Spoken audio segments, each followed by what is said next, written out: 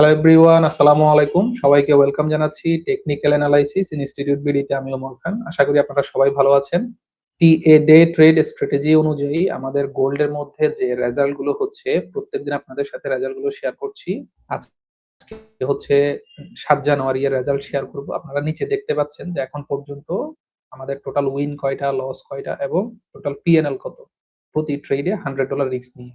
তো আজকে আমরা 7 জানুয়ারি নিয়ে কথা বলবো। চলেন শুরু করি। আপনারা স্ক্রিনে দেখতে পাচ্ছেন 7 জানুয়ারি মর্নিং সেশনে মার্কেটে একটা বড় ধরনের ফল আসছে এবং আমাদের স্ট্র্যাটেজি অনুযায়ী যদি আমরা দেখি আমাদের সেল আসছিল ঠিক এখানেই, আমাদের স্টপ লস হচ্ছে এখানে এবং আমরা যদি টিপি কাউন্ট করি এখানে 1:7 পর্যন্ত অ্যাচিভ হয়ে গেছে। বাট আমরা তো এত বড় টার্গেট আমাদের প্রয়োজন নেই। আমাদের টার্গেট হচ্ছে অনলি 1:2, একদম শুরুতেই আমাদের একটা উইন। এরপর ইভিনিং সেশনে যখন আমরা আসবো, ইভিনিং সেশনে আমরা দেখতে পাচ্ছি যে এখানে প্রথমে একটা সেল অপরচুনিটি আসছে এবং সেল অপরচুনিটি আসার পর মার্কেট ঠিক এখানে এসে স্টপ লস হিট করছে। তো এর মানে প্রথমেই আমাদের একটা 1:2 আমরা যদি টার্গেট নেই, এটা অ্যাচিভ হয় নাই।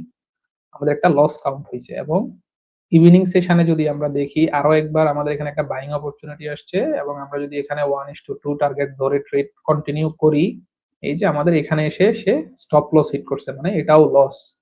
তো এর মানে আজকের দিনে আমাদের একটা উইন ছিল এবং 2টা লস ছিল এবং আজকের দিনের পিএনএল আমাদের কোনো পরিবর্তন হয়নি। আগের যে পিএনএল ছিল ওইটাই আছে। একটা উইন 2টা লস। একটা উইনে আমাদের $200 আসছে, 2টা লসে $200 আবার চলে গেছে। তো 7 জানুয়ারির রেজাল্ট ছিল এটাই। তো আমরা আগামী ভিডিওতে 8 জানুয়ারি নিয়ে কথা বলবো। সবাই ভালো থাকবেন। দেখা হচ্ছে পরবর্তী ভিডিওতে। আসসালামু আলাইকুম।